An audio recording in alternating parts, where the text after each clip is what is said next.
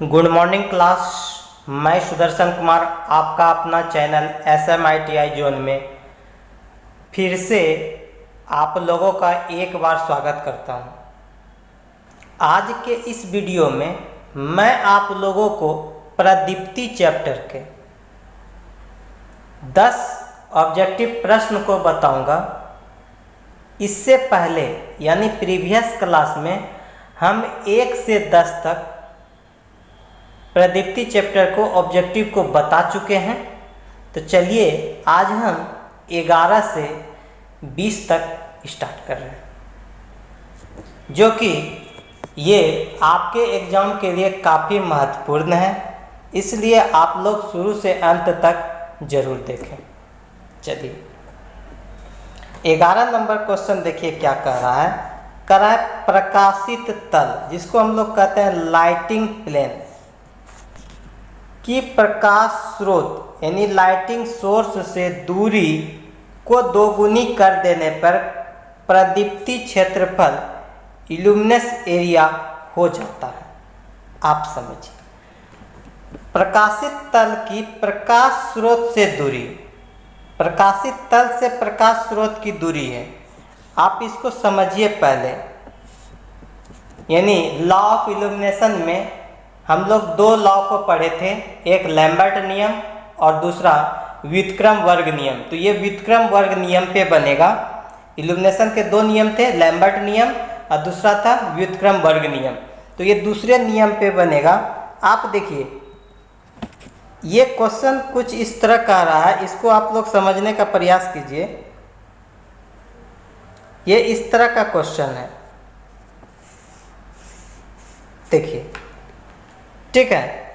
अब ये देखिए, ये प्रकाश स्रोत से जो है ना, ये प्रकाश स्रोत मान लीजिए यहाँ से है, और प्रकाश स्रोत से प्रकाश तल, ये प्रकाश या तल के बीच का दूरी कर रहा है, जिसको हम d से सूचित करते हैं। इसका दिया हुआ है आपको, दूरी है 2 गुना, करा है 2 कर दिया जाए। प्रकाशित तल से प्रकाश स्रोत से दूरी को 2 गुना कर दिया जाए, तब कहता है प्रदीप्ति क्षेत्रफल क्या हो जाएगा। यानी प्रदीप्ति के लिए हम लोग क्या जानते हैं, E = होता है 1/d²। अब 1/d² पे आप रख दीजिए, तो 1/d का मान कितना है 2d, तो 2d का स्क्वायर हो जाएगा। तो जब आप इसको कीजिएगा तो 1/ कितना हो जाएगा, 1/ आपका 4d² हो जाएगा। यानी कितना हो जाएगा, ये 4 गुना हो जाएगा। क्लियर? नहीं समझे? चलिए हम आपको इसको पेपर में बना करके दिखा रहे हैं, ठीक है। आप लोग इसको देखिए। चलिए देखिए 11 नंबर क्वेश्चन क्या कर रहा है। ये फिगर यूं है, इस तरह करके,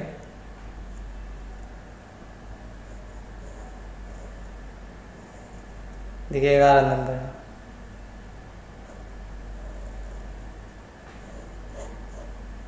ये इस तरह आपको फिगर दिया हुआ है,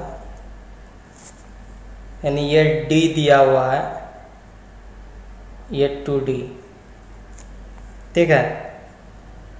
तो प्रदीप्ति = हम लोग जानते हैं 1/d होता है, 1/d का स्क्वायर, ये दूरी का स्क्वायर होता है। प्रकाश स्रोत और प्रकाशीय तल के बीच की दूरी के वर्ग के व्युत्क्रमानुपाती होता है व्युत्क्रम लॉ, ठीक है, व्युत्क्रम वर्ग नियम में। तो इसी पे रखेंगे। तो कह रहा है कि अगर d को 2d कर दिया जाए, पहले ये था, मान लीजिए इसको 1 मान लिया। अब दूसरे केस में देखिए E' बराबर क्या होगा, 2d² रखिएगा। जब 2d² रखिएगा तो ये कितना हो जाएगा, 4d² हो जाएगा। क्लियर?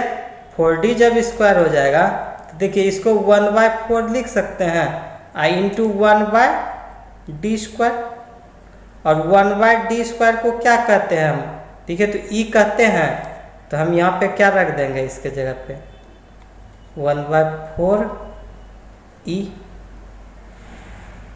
यानी आपका ई डैश बराबर क्या निकलेगा 1/4 ई, ये ना निकलेगा 1/4 ई। तो 1/4 ई निकला तो इसका अर्थ क्या हो जाएगा, ये 4 गुना हो जाएगा, होगा कि नहीं? ठीक है, प्रदीप्ति क्षेत्रफल उसका क्या हो जाएगा 4 गुना हो जाएगा। क्लियर? चलिए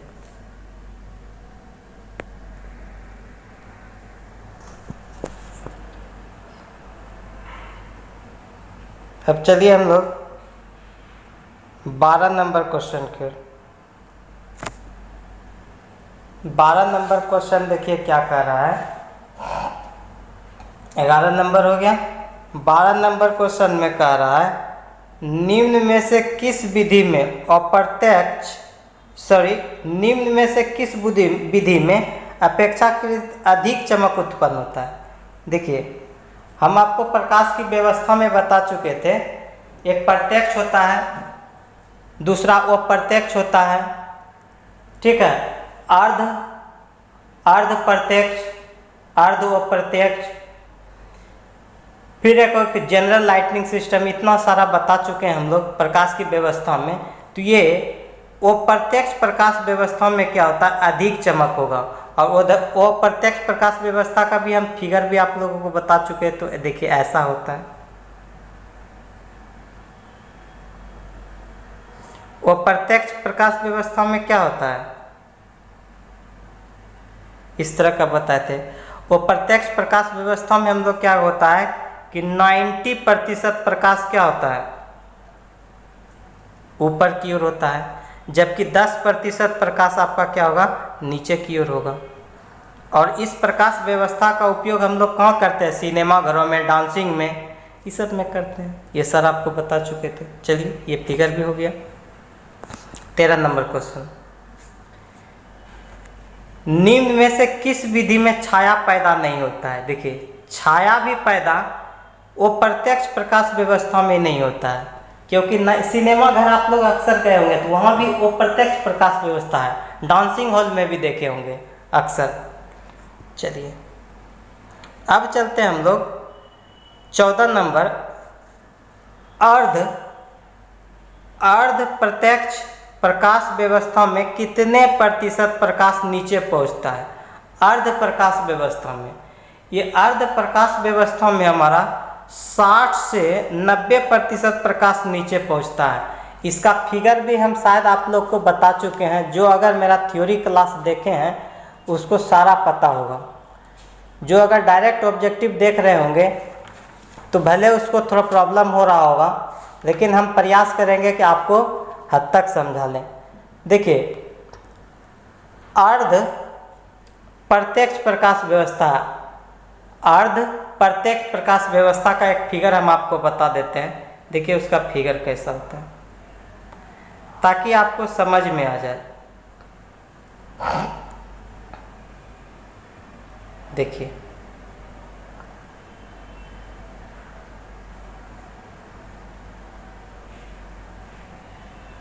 ये देखिए, ये आपका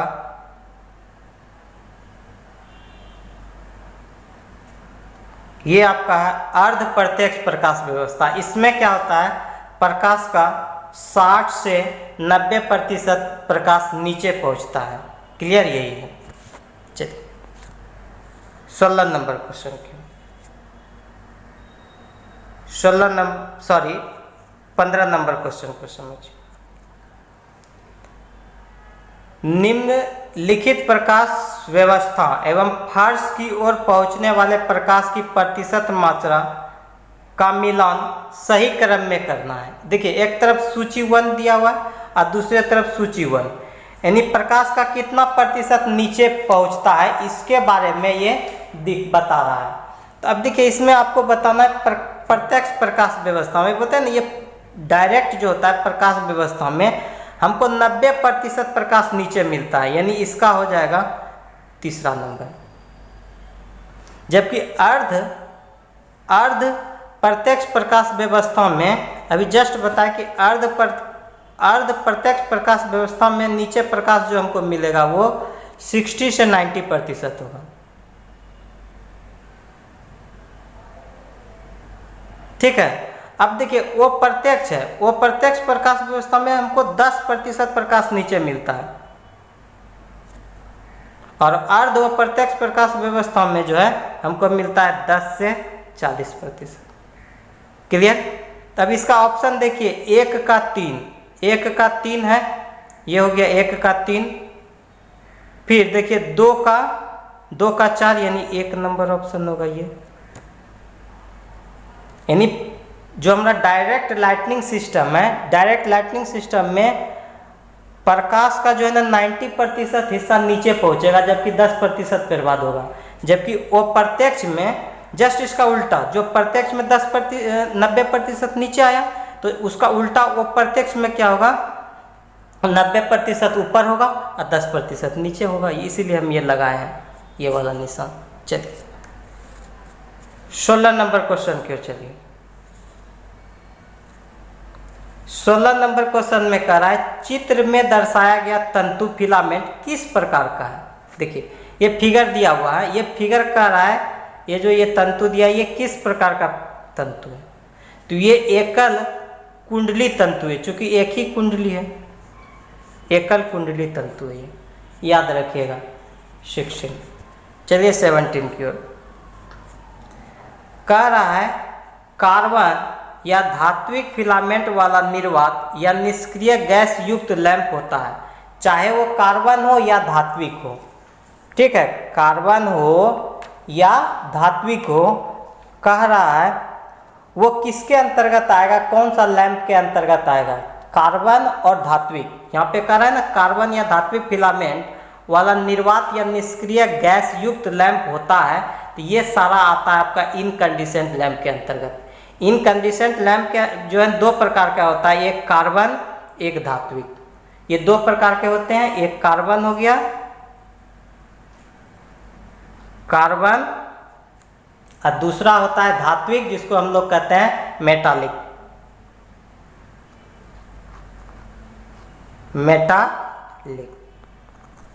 ये 2 तरह के होते हैं, इसी के इनकंडिसेंट के अंतर्गत आता है। क्लियर। चलिए 18 नंबर क्वेश्चन में कह रहा है निम्न में से किस लैंप को पिग्मी लैंप के नाम से जाना जाता है। देखिए पिग्मी लैंप के नाम से जानते हैं हम लोग, पिग्मी लैंप से जो जाना जाता है किस लैंप को, तो निर्वात धात्विक फिलामेंट लैंप को। ये पिग्मी लैंप के नाम से जाना जाता है, निर्वात धात्विक फिलामेंट लैंप। पिग्मी लैंप को और भी हम कई नामों से जानते हैं, जैसे candle lamp, night lamp, candle lamp, night lamp.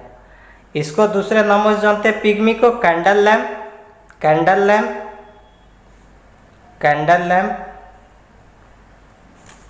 इसी को हम लोग जानते हैं कैंडल लैंप,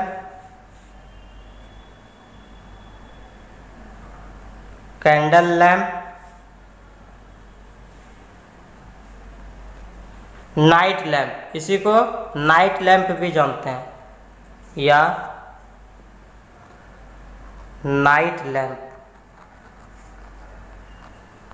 इतने नामों से इसको जाना जाता है। अब रही बात इसका इफिशियंसी कितना होता है, तो हम इसको जान लें कि इफिशियंसी होता है इसका 8 से 10 ल्यूमेन पर वाट। ठीक है। अगर इसके एज की बात देखी जाए तो इसका एज होता है 750 से लेकर के 850 आवर तक ये चलेगा, इतने घंटे तक ये चलेगा। 750 से 850 घंटा तक ये कार्य करता है। चलिए नेक्स्ट चलिए 19 नंबर क्वेश्चन। 19 नंबर क्वेश्चन में कह रहा है निम्न में से किस बल्ब का प्रकाश 2.5 से 4 ल्यूमेन प्रति वाट होता है। यानी इफिशियंसी इसका बता रहा है कि 2.5 से 4 ल्यूमेन प्रति वाट होता है।